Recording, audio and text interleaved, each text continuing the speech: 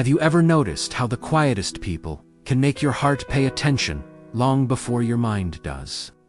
Not with force, not with loud words, but with their sheer presence, with observation, with patience. It's a subtle power, one that doesn't demand attention, but earns it, creating a space where something new can begin. This is a story about that kind of quiet power. It's a story about a man who thought his world was complete, a woman who saw what was missing, and a small poultry farm on the outskirts of Kisangani, where the Congo River bends like a silver ribbon. Here, the sun warms the red earth, the coops stretch in neat rows, and the soft clucks of chickens are the first sounds of the morning. Our story begins with Moke. At 35, he has spent decades tending this very farm. But his life has been more than just work. Moke is a single father to his 7-year-old daughter, Imara. Her mother passed away in a road accident 3 years ago, leaving a void that Moke has tried to fill with routine and responsibility. Since that day, he has balanced the demanding work of the farm with the delicate task of raising a child alone. Some mornings, he wakes before the sun has even thought about rising. You can find him in the pre-dawn light, coiling ropes, checking feed, his movements practiced and efficient. Imara often curls up in the doorway of their small home, still sleepy-eyed, watching her father move through the farm like a man who knows every detail, by instinct, every coop, every hen, every loose board and water trough. He is a master of his domain. And yet, beneath this veneer of control, there's a quiet loneliness he rarely admits, even to himself. He believes that hard work is the only answer, the only way forward. Then Amina arrives, 28 years old. She is observant, patient, and unassuming in a way that immediately makes Moke notice, even against his will. She grew up near the bustling markets, not on a quiet farm, but she carries a curiosity and a calm confidence that feels completely effortless. She doesn't arrive with answers or pronouncements. She arrives with an open mind. Their first meeting is unremarkable, at least on the surface. She steps onto the farm, carrying a small notebook, a tool for observation. "Good morning," she says, her smile polite and genuine. Moke just nods. "Morning." His tone is clipped, dismissive. He doesn't have time for small talk, for outsiders. He has work to do, a daughter to care for. But Amina isn't deterred. She moves among the chickens, bending low to observe them. She notices the hens that lag behind, the nests that need a little more straw. She gently picks up a frightened chick that wandered too far and places it in a safe corner, whispering soothing words that only the bird can hear. From the shadows of a nearby coop, Moke watches, his arms crossed over his chest. He feels his heart tighten unexpectedly. He's watching a stranger on his farm, yet he finds himself admiring how effortlessly she handles the birds, how careful she is with the fragile eggs. There's a precision and care in her movements that mirrors his own, but it's paired with a softness he hasn't seen, or perhaps allowed himself to feel in years. Over the next few weeks, Amina quietly becomes part of the daily routine. She isn't there to take over, but to help. She feeds, she waters, she gathers eggs, and she cleans coops. Working alongside Moke and his daughter Imara takes an immediate liking to her. The little girl follows her around the farm, her head full of questions about the chickens, about their names, about why they cluck. Amina laughs gently, letting Imara help crack a few eggs for their lunch, or carry a small, nearly empty bucket of feed. Moke watches these interactions from a distance, feeling something inside him stir a warmth, a lightness he hadn't realized was missing. One afternoon, after an unusually low egg count, Amina hesitates. She knows Moke doesn't like advice, but she finally speaks, her voice gentle. "Moke, I noticed the hens seem to lay their eggs later in the day now," she says, choosing her words carefully. "Maybe if we adjust the feeding schedule just slightly, it could help them." Moke frowns, his pride pricked. "We've done it this way for decades. My father did it this way. The hens are fine. His words are a wall.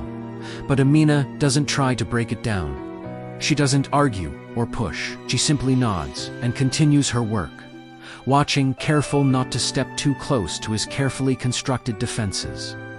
Days pass. The small, quiet changes Amina suggested almost in passing start to yield results.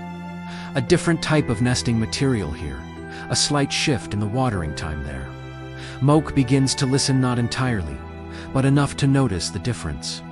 He notices how Imara follows Amina's instructions without complaint, how the hens seem calmer, more productive under her gentle presence. He notices how he feels when she smiles at him over a coop full of fresh eggs, or when she brushes a stray piece of straw from her sleeve, completely absorbed in her task. He's noticing her, and in doing so, he's noticing the world around him in a new way. One evening, long after the other farm hands have gone home, Moke and Amina are gathering the last of the eggs. Imara is already asleep inside the small house. The air is warm and still, and the farm smells of rich earth and feathers. The work is done. For the first time, there is silence, but it isn't empty. Moke finally breaks it, his voice low, uncharacteristically vulnerable.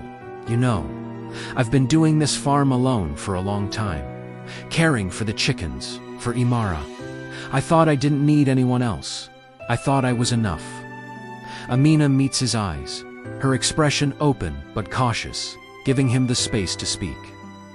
I can see how much you care, she says softly. It's in everything you do.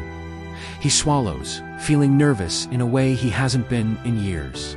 You make me realize that maybe I don't have to do it all alone, that together we could do more than just manage. We could build something better, a proper poultry business.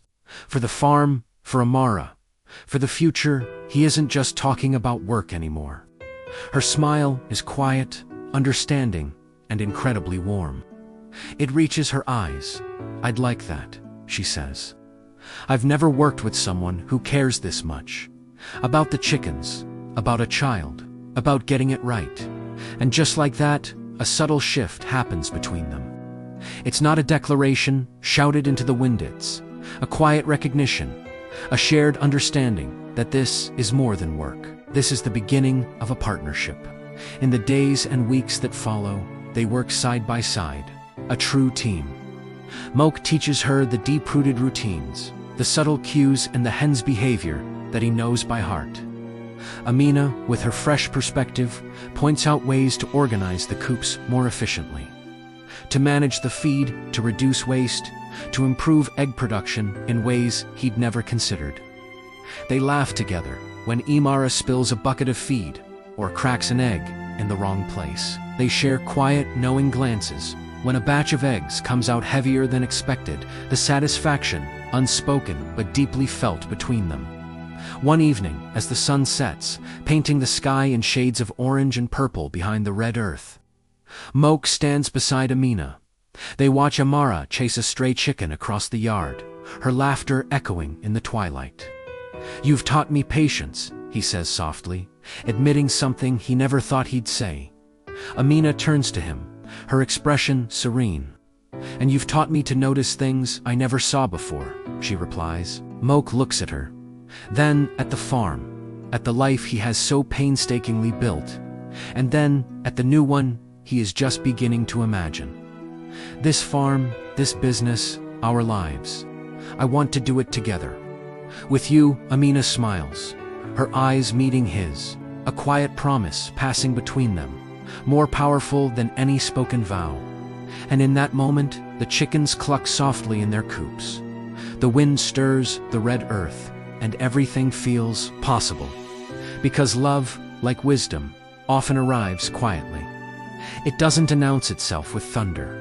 It arrives in the gentle rain of patience, in the simple act of observation. It arrives when we're brave enough to step off the well-worn path of certainty, long enough to notice someone else's heart. So, the next time someone speaks differently, whether they are quiet or bold, gentle or direct, pause. Look, listen, and perhaps, just perhaps, let your heart lean a little closer, because the future of love, of family, of work, of life, it won't be built by certainty alone. It will be built by those of us willing to walk together, noticing, learning, and growing, side by side. Pause, breathe, smile, and reach out. Thank you for watching. If this story resonated with you, consider subscribing for more.